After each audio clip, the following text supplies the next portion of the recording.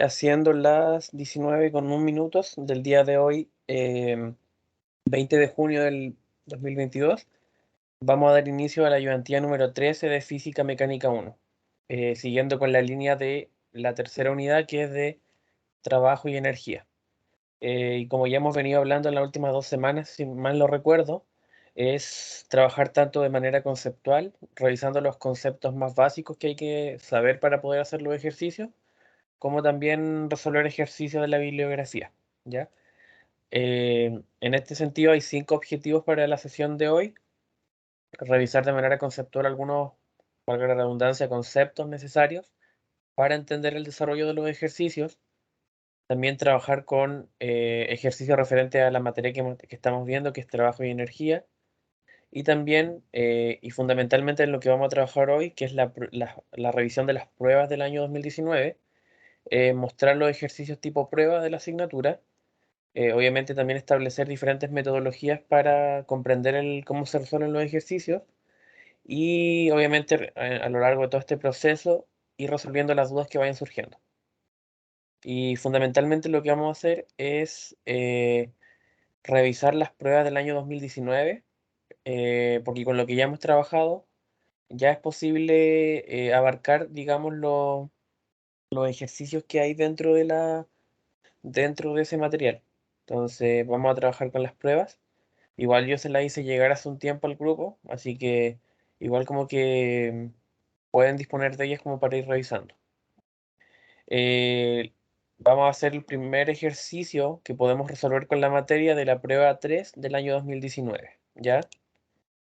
Este ejercicio involucra la definición de trabajo, así que es de los más básicos que van a poder aparecer en la prueba, así que igual es bastante fácil de resolver.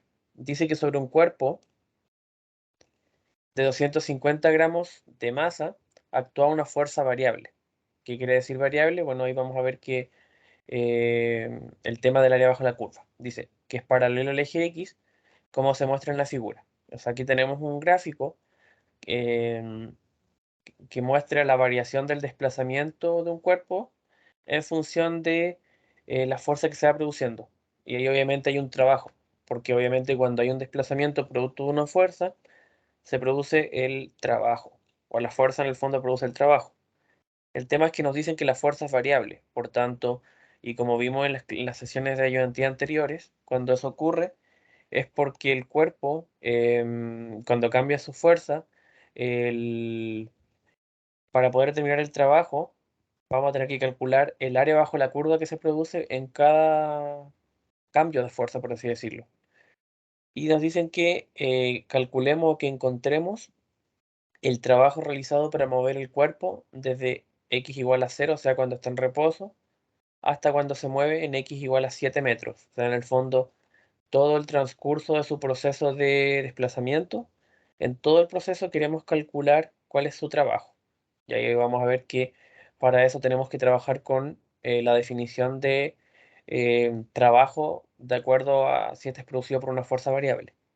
Y después nos dicen en el apartado B que si el cuerpo tiene una rapidez de 5 metros por segundo, justamente en el punto 4, determinemos cuál va a ser su rapidez en la posición 6. O sea, si acá, por ejemplo, es de 5, ¿qué velocidad va a tener acá? ¿O qué rapidez va a tener en 6? ¿Ya? Eso es lo que nos preguntan. Y también nos dicen, como inciso C, cuál es la potencia media de la fuerza si se logra desplazar de la posición, ¿cierto?, en 0 hasta la posición en 3 en un lapso de 8 segundos. O sea que en este tramo de acá, el movimiento se produce en 8 segundos, ¿ya? Y en base a esto tenemos que hacerlo de acuerdo a la definición de trabajo, ¿ya? Y tal como nosotros vimos, cuando la fuerza es variable, y aquí lo que nos dice el enunciado es clave, porque si no fuese variable, sería simplemente multiplicar, pero como es variable, tenemos que hacer el área bajo la curva.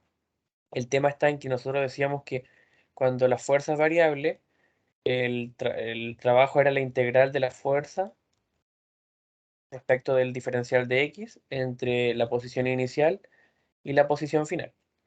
El tema está en que generalmente, o en realidad esta ecuación o esta integral va a servir siempre, pero generalmente cuando las figuras son geométricamente pueden ser descompuestas geométricamente, lo mejor es trabajar con la descomposición de esta figura en figuras simples. Aquí tenemos un triángulo rectángulo, aquí tenemos otro triángulo, aquí tenemos un rectángulo, entonces nosotros sabemos cuáles son las áreas de esa figura. Entonces nos complicaríamos demasiado la vida aplicando un integral, porque en el fondo nosotros ya sabemos que estos son figuras simples.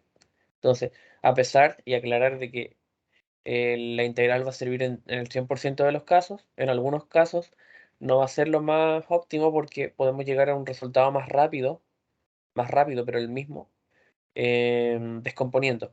Así que cualquiera de los dos métodos sirve, pero cuando son figuras que se pueden descomponer, lo mejor es hacerlo de esa manera, descomponer. Y aquí, como dije, tenemos dos triángulos, uno invertido y también tenemos un rectángulo. Entonces, cada figura es un área parcial distinta. Entonces, el trabajo total va a ser la suma de estas áreas. La área 1 que es de este triángulo, el área 2 que es de este rectángulo y el área 3 que es de este otro triángulo. Entonces, tenemos que es la suma de estas tres áreas.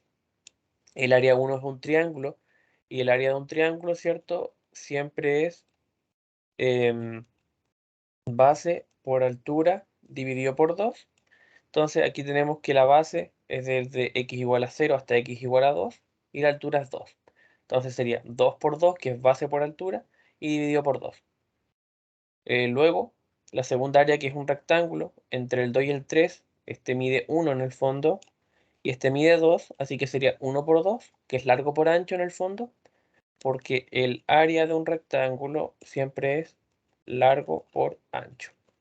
Y el otro triángulo es desde el 4 hasta el 6, por tanto este mide 2 y este mide 1. Así que sería en realidad, bueno, menos 1, 2 por menos 1, ¿ya?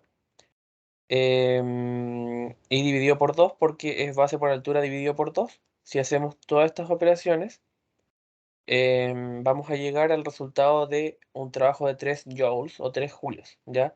Que es la unidad de medida de trabajo.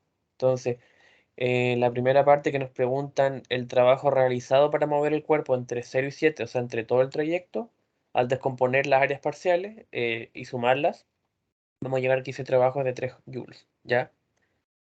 No sé si queda clara esta parte.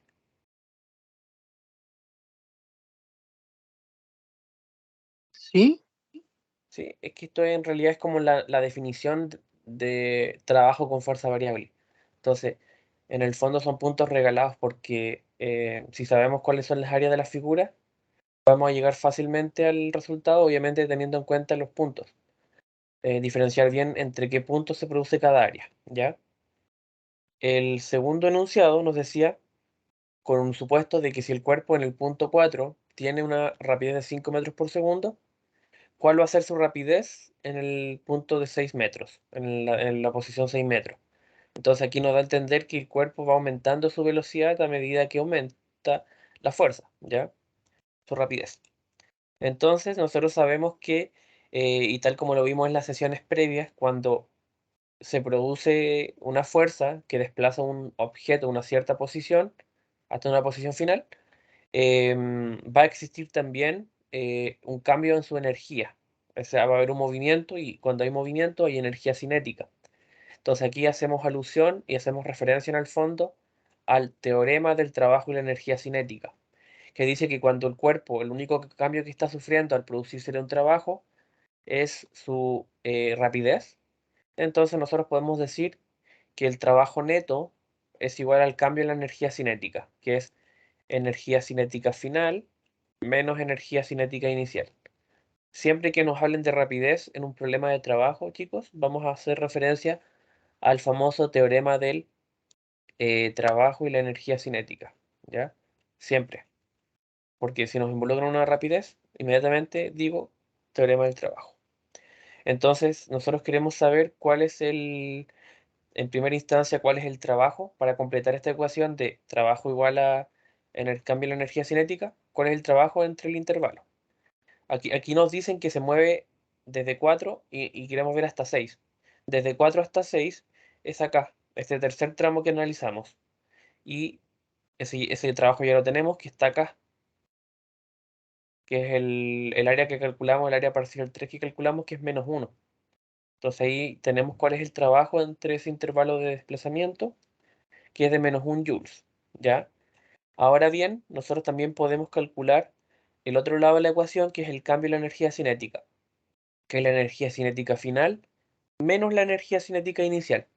Y sabemos que la energía cinética es 1/2 de la masa por la velocidad al cuadrado.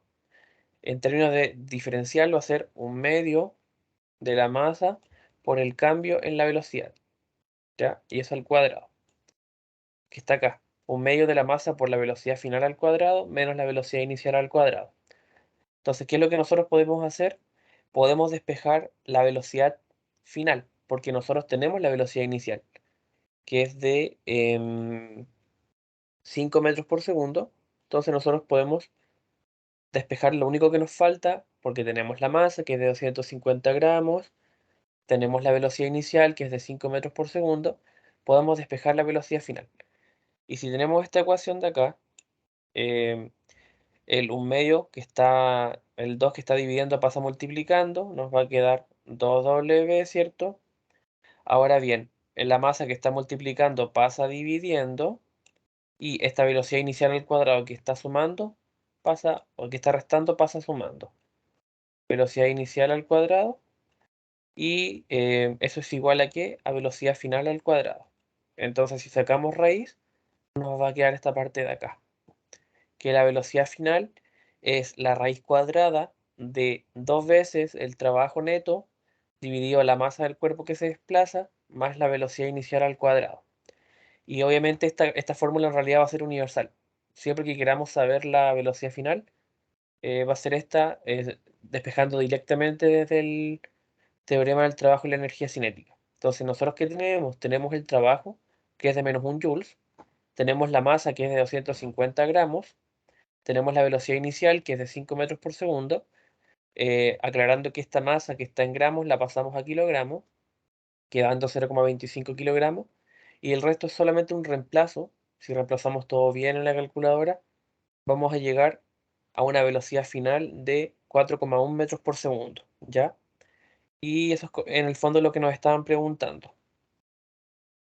¿Cuál va a ser la velocidad en 6 si en 4 era de 5? ¿Y eso cuál va a ser? Va a ser 4,1 metros por segundo, o sea, va a ser una velocidad menor. Y tiene sentido porque el trabajo desplaza el cuerpo, y a medida que el cuerpo se va desplazando, va perdiendo energía cinética. Entonces su velocidad va a ir siendo menor hasta que se detiene, ¿ya? Entonces es lógico que esta sea menor, ¿ya? No sé si hay alguna duda hasta aquí.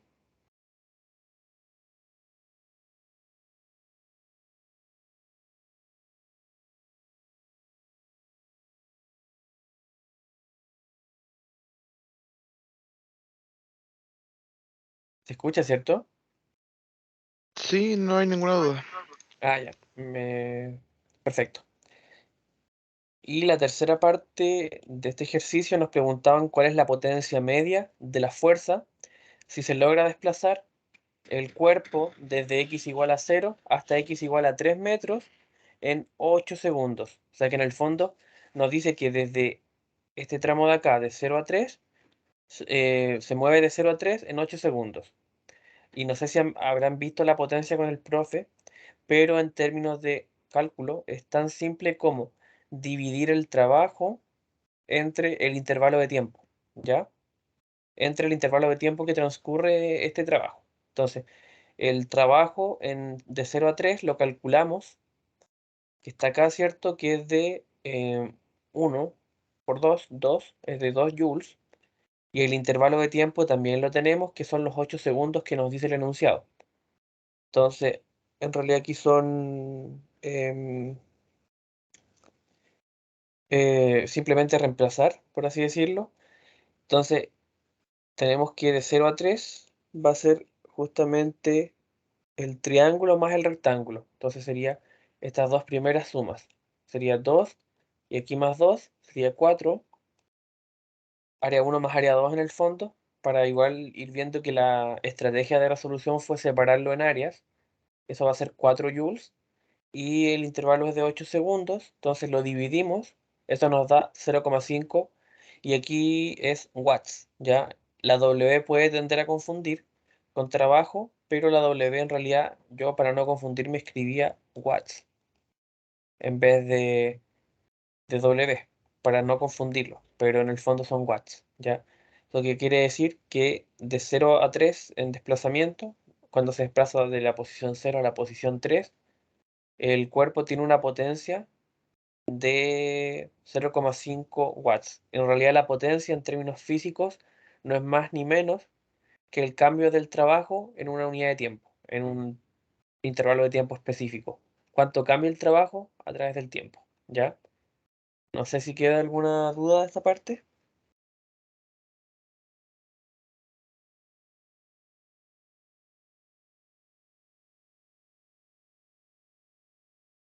En realidad es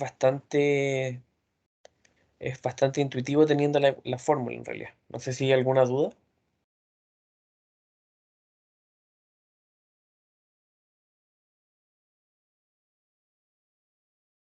Bueno, vamos a pasar al segundo ejercicio, que ya como que comienza a escalar un poco en dificultad en términos de cómo fue la prueba del año 2019, ¿ya?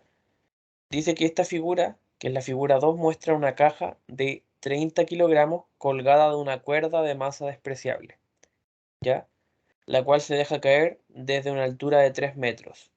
Tenemos una altura de 3 metros entonces, tenemos esta caja que tiene una masa de 30 kilogramos, digamos colgada de una cuerda, se deja caer por esta altura y nos preguntan cuál es la rapidez de la caja cuando toca el suelo. O sea, justo cuando toca el suelo esta caja, cuál va a ser su rapidez con la que en el fondo llega al reposo. Y después dice que una vez en el suelo, a su vez la caja se desliza sobre una superficie horizontal. O sea, una vez que llega al suelo se desliza y nos dicen que el coeficiente de fricción de esta superficie con la caja es un mu sub k. ¿Eso qué quiere decir? Un mu cinético de 0,20 y nos piden determinar la distancia que recorre la caja hasta detenerse. O sea que en el fondo la caja se detiene por acá más o menos, luego de que se desliza un par de metros, ¿ya? Entonces, entendiendo este problema, em, la forma de resolverlo es asumir que cuando un cuerpo es lanzado, en términos de energéticos, em, la energía cinética, en el fondo, la energía mecánica inicial es igual a la energía mecánica final, ¿ya? Aquí no sé si ustedes habrán visto con el profe energía mecánica todavía, pero la energía mecánica es la relación entre la energía potencial gravitacional y la energía cinética. Porque cuando un cuerpo, por ejemplo, está en una altura, posee mucha energía potencial producto de esta altura, porque la energía potencial relaciona la masa con la aceleración de la gravedad y con la altura que posee el objeto respecto a un sistema de referencia. Pero a medida que este objeto va cayendo, disminuye esa energía potencial porque la altura disminuye, pero aumenta su energía cinética. Entonces la energía mecánica em, siempre es energía cinética más energía potencial, ¿ya? Y cuando hablamos de conservación de la energía, hablamos de que en el sistema que estamos estudiando, la energía mecánica inicial va a ser igual a la energía mecánica final, que quiere decir que la energía mecánica, cuando comienza el estudio del movimiento, tiene que ser igual a la energía mecánica cuando termina este estudio. En el sentido de que estas energías potenciales y estas energías cinéticas se van equilibrando. Y como ya les dije, la energía mecánica no es otra cosa que energía cinética más energía potencial. Si hablamos de energía mecánica inicial, va a ser energía cinética inicial más energía potencial gravitacional inicial. Y si hablamos de energía mecánica final, no va a ser otra cosa que energía cinética final y energía potencial gravitacional final. A su vez, nosotros tenemos que asumir un sistema de referencia, como les dije, donde haya un cero de nuestro sistema. Entonces nosotros vamos a asumir que va a existir una energía potencial cero cuando el cuerpo no posee altura, es decir, cuando llega al suelo, porque ahí no va a haber una altura de 3 metros, no va a haber altura en el fondo. Entonces acá, justamente acá, vamos a considerar que la energía potencial es cero, ¿ya? Y en base a eso, nosotros podemos asumir que la caja desde aquí arriba parte del reposo, o sea que aquí arribita la energía cinética va a ser igual a cero. O sea, siempre tenemos que asumir esos dos supuestos. Donde parte el cuerpo, evidentemente va a haber una altura, por tanto va a haber energía potencial, pero no va a haber energía cinética porque el cuerpo aún no se mueve. Y a su vez cuando el cuerpo cae, no va a haber energía potencial porque no hay altura, pero sí va a haber energía cinética. Entonces, como asumimos que en el comienzo no hay energía cinética, este componente es cero, y a su vez, como en el final asumimos que no hay energía potencial, este componente va a ser cero. Y aquí vamos a llegar a que la energía potencial inicial es igual a la energía cinética final. Y la energía potencial, como les dije, no es otra cosa que la masa del cuerpo por la aceleración de gravedad y por la altura. Y que la energía cinética, ¿cierto?, va a ser igual a un medio de la masa por la velocidad al cuadrado. Entonces, acá obviamente va a ser la velocidad final porque hablamos de la energía cinética final. Aquí, ¿qué podemos eliminar? Podemos eliminar la masa y nos queda g por h igual a un medio de la velocidad final al cuadrado. Nosotros podemos despejar la velocidad final porque es g por h, ¿cierto? Igual a velocidad final al cuadrado dividido por 2. Entonces, este 2 lo podemos pasar multiplicando que está dividiendo y nos queda 2 por g por h igual a qué cosa? A velocidad final al cuadrado. Sacando raíz, nos va a quedar que la velocidad final no es otra cosa que la raíz de 2 por g por h. Entonces nosotros tenemos la aceleración de la gravedad y tenemos también la altura que nos da el enunciado que es de 3 metros. Entonces reemplazando simplemente vamos a llegar a que en este sistema el cuerpo llega al piso o toca el piso esta caja de 30 kilos en con una velocidad de 7,67 metros por segundo. Y aquí igual viendo que al asumir que las fuerzas son conservativas, o sea que hay una conservación de la energía mecánica, en realidad la velocidad final del cuerpo cuando cae va a depender solamente de la altura a la cual estaba sujeto en un comienzo y a la cual fue descendiendo a medida que caía, esta altura digamos, y de la gravedad, ¿ya? No sé si hay alguna duda de esta parte del ejercicio.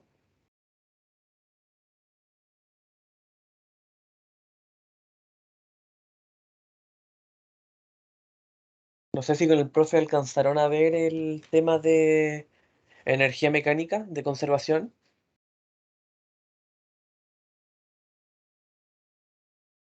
¿Se escucha, cierto?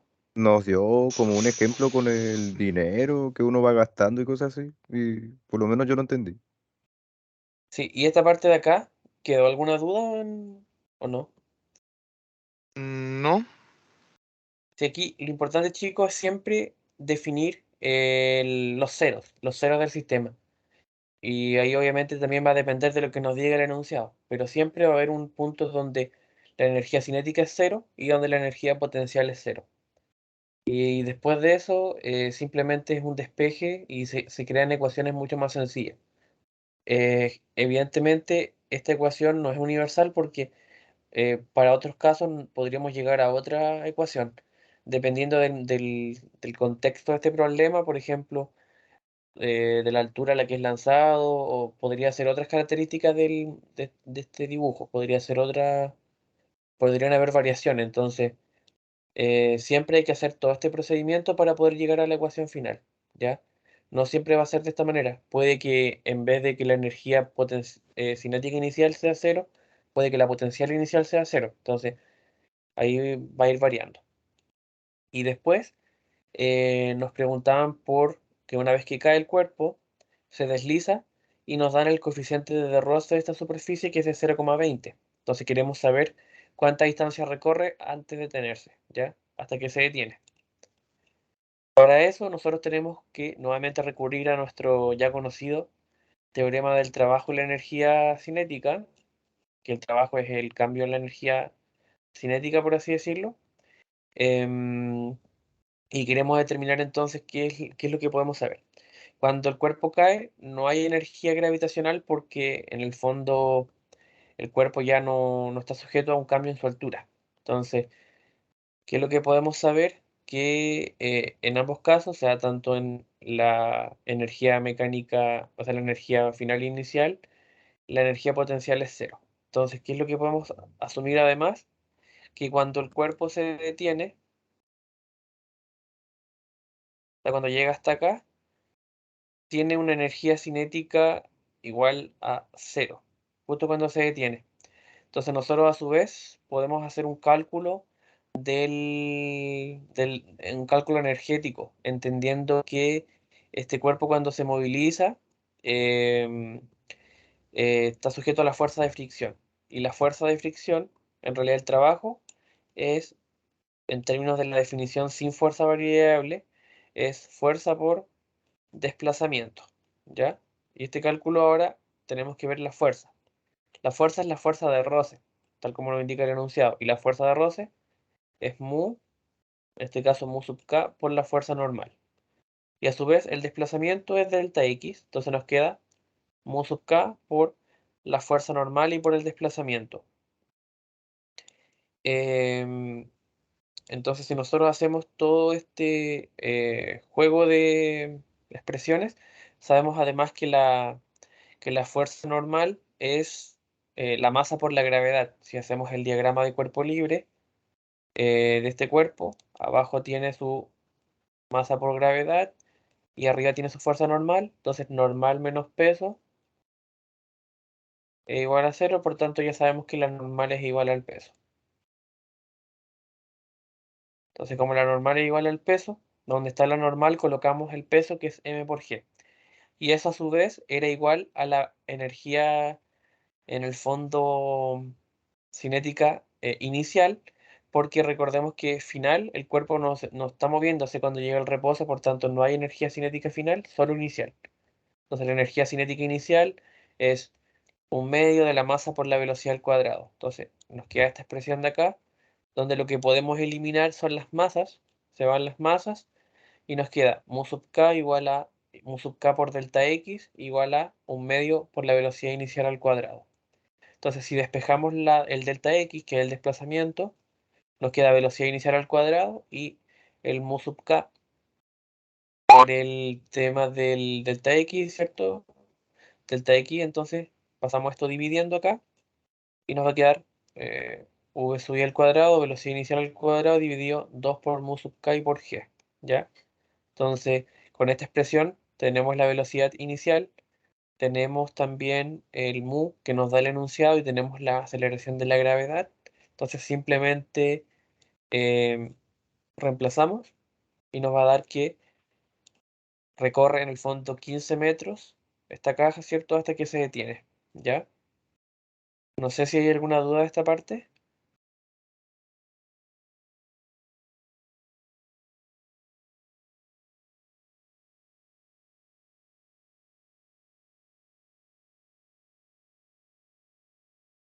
porque igual en términos de complejidad, esto es como podría decirse, lo más complejo de la prueba 3, porque lleva bastantes suposiciones y hay que hacer bastantes cosas para poder llegar al resultado final.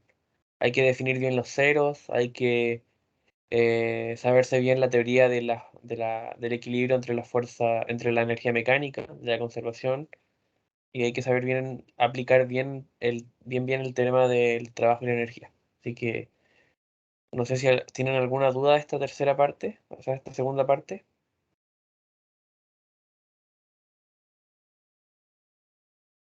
No sé si lo alcanzaron a ver con el profe, porque igual esto es como el que tiene mayor énfasis en términos del contenido de la prueba, entonces, igual es importante que quede clara esta parte.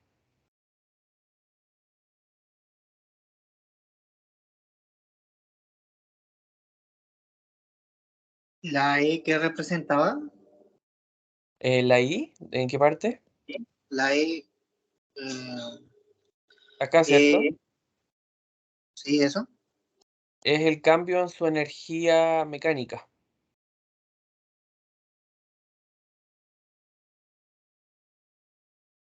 Y aquí obviamente asumimos que no hay energía potencial porque el cuerpo lo estamos estudiando cuando ya cae. Entonces, hay solo energía cinética y a su vez también no hay energía cinética final porque el cuerpo ya comenzó a detenerse, ¿ya? Y ya cuando llega al final ya está en reposo. Y de ahí el resto es reemplazar estas ecuaciones, despejar, eliminar algunas cosas, y siempre va a ser así. O sea, a partir del teorema del trabajo y la energía, se va a llegar a expresiones más simples que se van a ir simplificando y van a llegar a ecuaciones como esta. Por ejemplo, delta x igual a la velocidad inicial al cuadrado, dividido dos veces mu sub k por g. Por ejemplo, acá igual, a partir del teorema del trabajo y la energía, o a partir de la conservación de la energía mecánica, llegamos a expresiones como esta. Velocidad final igual a dos veces 2g por h en una raíz cuadrada. O sea, siempre vamos a estar llegando como expresiones más simples de, lo, de las ecuaciones con las que se trabaja, que son conservación de la energía mecánica, que son también el tema del trabajo y la energía, el tema del trabajo y la energía. Pero bueno, el tercer ejercicio de la prueba hablaba de que dos asteroides de igual masa que pertenecen al cinturón de asteroides entre Marte y Júpiter chocan de lado, ¿ya? El asteroide A viajaba inicialmente a 40 metros por segundo, dice que se desvía 30 grados con respecto a su dirección original, mientras que el asteroide B viaja a 45 grados con respecto a la dirección original de A. O sea que son dos asteroides, A y B, uno de Marte y otro de Júpiter. Dice que el A está acá, ¿cierto? Viajaba a 40 metros por segundo y en un punto determinado de la dirección que tenía se desvía 30 grados de su dirección original. O sea, iba por acá y sube 30 grados, ¿ya? Y luego también nos dice que em, el asteroide B viaja a 45 grados respecto de A, del original de A. O sea, A está acá y 45 grados hacia abajo está el asteroide B. En el fondo esa es como la situación. Y nos preguntan calcular la rapidez de cada asteroide después del choque. O sea que en el fondo estos dos asteroides A y B chocan justamente acá. Y queremos saber en el fondo, en primera instancia, cuál es la rapidez de cada uno de estos una vez que chocan. ¿Por qué? Porque, por ejemplo, este asteroide A que va a 40 metros por segundo, una vez que choca ya va a cambiar esa rapidez, por así decirlo. Y después nos preguntan también por qué fracción de la energía cinética original del asteroide A se disipa durante el choque. ¿Qué quiere decir esto? Que cuando dos cuerpos chocan o colisionan, que este es el tema de colisiones, cuando dos cuerpos colisionan, la energía cinética se pierde en el fondo una fracción, ¿ya? Producto de este choque. Así que lo que se hace acá es, primero, saber que los momentum de cada una de estas partículas son iguales. O sea, el del asteroide A es igual al del asteroide B. Y una vez que nosotros asumimos eso, tenemos, por ejemplo, la velocidad del asteroide A, que es de 40 metros por segundo. Tenemos el ángulo de desviación del asteroide A de 30 de 30 grados, perdón, y el ángulo de desviación del asteroide B de 45 grados. Entonces nosotros tenemos que saber, en términos de este problema de choques o de colisiones, que el momentum siempre va a ser masa por velocidad. Entonces, la masa por la velocidad del asteroide A va a estar dada por, en este caso, la masa del asteroide A por la velocidad final, por el coseno de teta, que en el fondo es cuando chocan, más la masa del asteroide B por su velocidad final, por el coseno del ángulo de choque. Entonces aquí, por ejemplo, nosotros sabemos en términos de que masa A es igual a masa B, de que igual como se conserva el momentum, vamos a tener aquí que 0 es igual a qué cosa, a la velocidad final, se eliminan las masas, entonces va a quedar velocidad final de A es igual a la velocidad final de B, y podemos despejar los senos, tenemos por seno de phi dividido seno de teta. Entonces, esta va a ser como la ecuación para calcular la velocidad de A después del choque, ¿ya?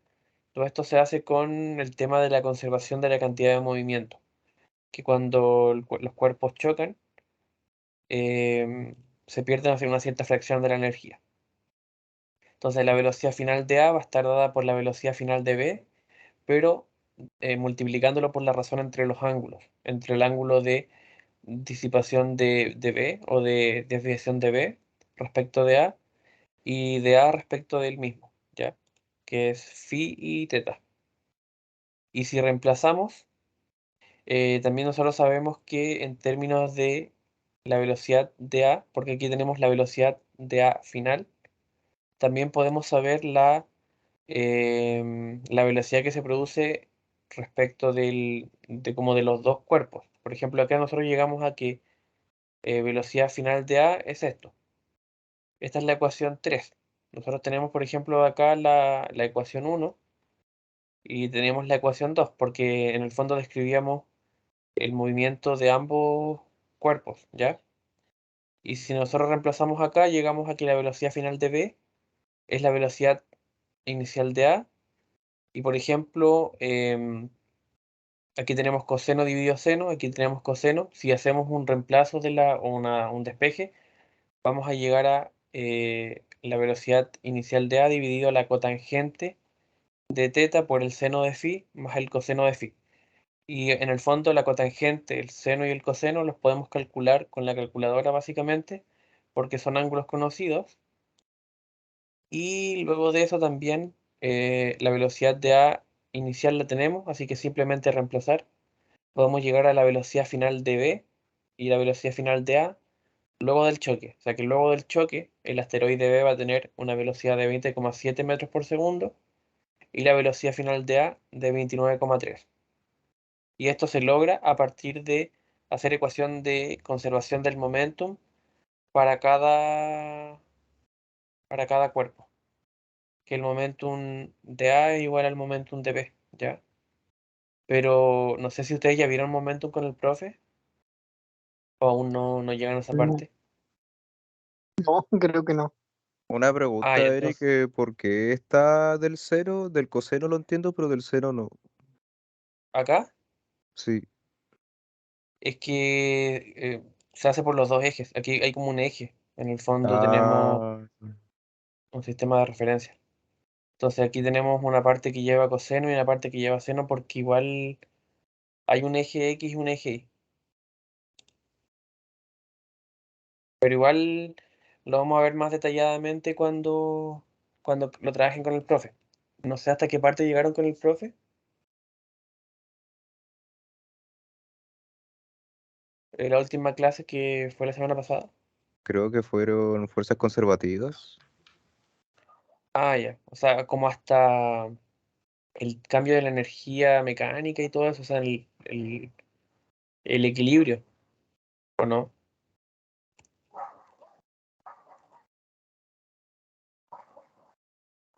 Llegaron como al tema de la conservación de la energía mecánica. Sí, en parte sí. Ya. Entonces igual, más adelante, yo creo que en unas 2 semanas más quizás vean con el profe el tema del momentum, ¿ya? Pensé que ya lo habían trabajado, pero ahí lo vamos a trabajar con más detalle. Que igual el momentum es como que viene después de estudiar la energía, el trabajo y todo eso. Así que esto de la fracción de la energía perdida lo vamos a ver cuando vean momentum, ya para ir trabajando a la par con el profe. Y en cuanto a los ejercicios de la prueba sustitutiva del año 2019, eh, lo que se vio o el ejercicio que se puede hacer es este, que involucra todo lo visto hasta ahora, eh, en términos del igual de cómo se comportan los resortes en términos energéticos. Dice que un bloque con masa de 0,5 kilogramos o medio kilo se empuja contra un resorte horizontal.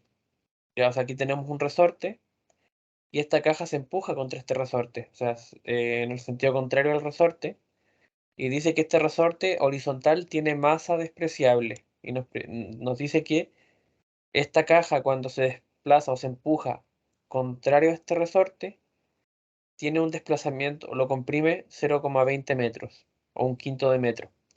Y dice que cuando la caja se suelta, el bloque se mueve 1 metro más respecto a su posición original. O sea, se mueve este metro que está acá. Hasta detenerse, sobre una mesa horizontal hasta detenerse. Y nos dicen además que la constante del resorte, K, ¿cierto?, es de 100 newton por metro. Nos piden calcular el coeficiente de fricción cinética, mu sub K, ¿cierto?, cuando el cuerpo se mueve, la fricción que se produce al roce entre la superficie es cinético porque ya está en movimiento, que nos piden este coeficiente mu sub K. Igual aquí la ventaja es que se entrega en una imagen qué es lo que está pasando en el sistema, en el ejercicio. Tenemos este resorte de constante 100 newton por metro, una caja lo comprime 0,20 metros y luego de soltarse esta caja, el resorte se mueve 1 metro. Entonces queremos saber cuál es el coeficiente de fricción cinética. Para eso igual tenemos aquí el dibujo, asumimos que el punto de energía 0 y nosotros tenemos que, si utilizamos por ejemplo la conservación de la energía entre los puntos A y B, o sea, cuando la caja en el fondo está apretando el resorte, comprimiéndolo, y cuando la caja termina en este lado de acá, luego del metro, ¿cierto? Em, vamos a asumir que las fuerzas son no conservativas, ¿ya? Y el problema es horizontal, o sea, el problema está en un eje X en el fondo. Entonces no hay energía potencial, que la energía potencial era la masa por la gravedad y por la altura, entonces aquí no se va a aplicar eso. Entonces la energía, por ejemplo, al comienzo, o sea, cuando el cuerpo, cuando la caja está apretando el resorte, va a ser su energía cinética inicial más su energía, en este caso potencial elástica, producto de que es un resorte, está sujeto a la ley de Hooke, que dice que en un resorte su fuerza, digamos, es K por X, y también tenemos la energía elástica, que es un medio de K y por X al cuadrado, o delta X en este caso. Entonces aquí, cuando la caja está recién sujetando al resorte, no hay un movimiento aún. Entonces, justo en el comienzo, la energía cinética es 0, pero hay energía potencial elástica, así que es un medio de la constante del resorte, que la tenemos, y de delta X cuadrado. Entonces sabemos que este delta X en el fondo es el desplazamiento que produce, o la compresión en la caja que produce esta acá, en el fondo al resorte, que es de 0,2 metros, y tenemos los 100 newton por metro.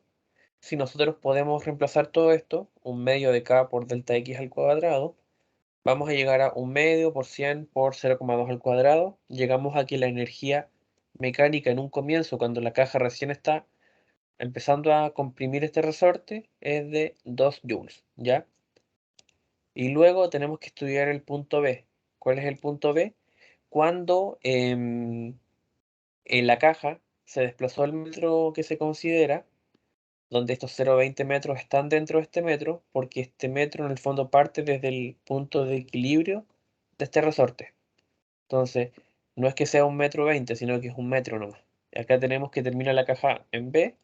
Entonces, ahí nosotros, ¿qué es lo que hacemos? Vemos qué pasa con la caja. Entonces, aquí la energía cinética o la energía mecánica es 0, porque el bloque o la caja termina en reposo y el resorte termina en su posición de equilibrio. O sea, en el fondo, la caja es estirada, pero una vez que la caja queda en el punto B, desplazándose 1 metro, el resorte vuelve a su posición de origen.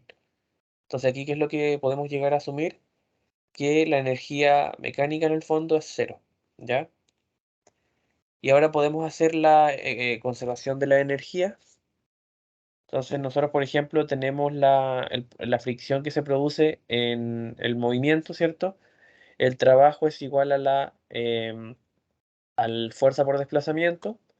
Entonces, ¿qué es lo que tenemos? Tenemos que es la fuerza de fricción por el desplazamiento. La fuerza de fricción viene dada por mu por la fuerza normal. En este caso es mu sub k. Entonces nos quedaría mu sub k por la masa, por la gravedad, que es fuerza normal. Haciendo el diagrama de cuerpo libre, llegamos a que la fuerza normal es m por g. Entonces, simplemente reemplazamos. Es m por g, ¿cierto? Entonces reemplazamos. Y por la distancia, entonces la masa la tenemos que es de 0,5 kilogramos. Y tenemos también la distancia que en el fondo es lo que nos dicen desde un comienzo que se desplaza, de 1 metro. Así que podemos igualar esta expresión de mu sub k por m por g por d al cambio en la energía mecánica. Despejamos mu sub k de acá. Tenemos en el fondo delta E, tenemos mgd. Entonces aquí en el fondo nosotros tenemos que reemplazar todo. Tenemos la masa, tenemos g, tenemos d. Y podemos llegar al coeficiente de roce cinético que se produce en este problema cuando cuando la caja se desplaza 1 metro. La superficie por la cual se desplaza esta caja está sujeta a un coeficiente de roce cinético de 0,41. Recordando igual que el coeficiente de roce es adimensional, porque simplemente mide la relación de rugosidad, o el nivel de rugosidad que se establece entre la superficie y el cuerpo, ¿ya? Eso varía dependiendo del material. Porque en términos digamos, del movimiento, el cuerpo o la caja cuando se desplaza el metro ya estaba en movimiento. Igual por eso se trabaja con un coeficiente cinético. No sé si hasta aquí hay alguna duda.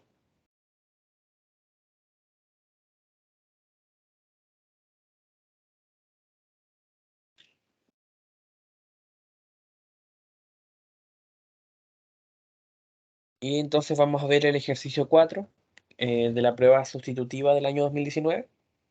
Aquí nos dice que hay 3 carros de masas. Tenemos un carro de masa 4 kilogramos, hay un carro de masa de 10 kilogramos y hay uno de 3 kilogramos. Dice que estos se mueven por una pista horizontal sin fricción con rapideces de 5 metros por segundo, 3 metros por segundo y 4 metros por segundo, tal como se muestra en esta figura. Dice que acopladores de velcro hacen que los carros queden unidos después de chocar.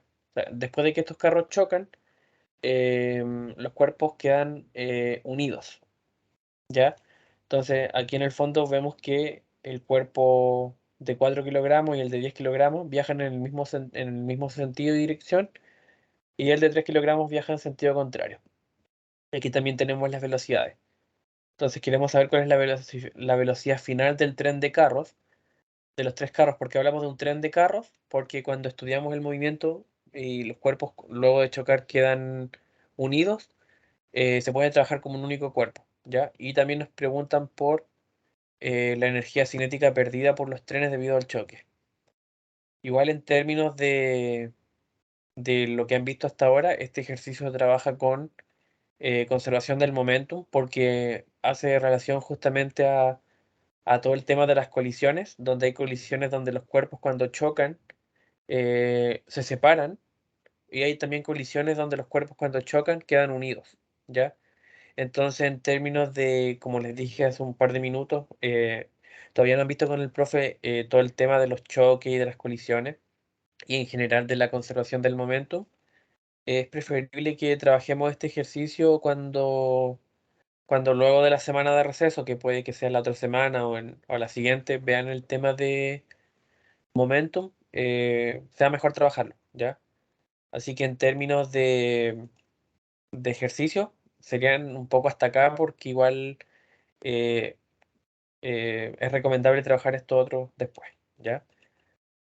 Así que no sé si hay alguna duda de lo que trabajamos hoy. Por ahora no. Ya.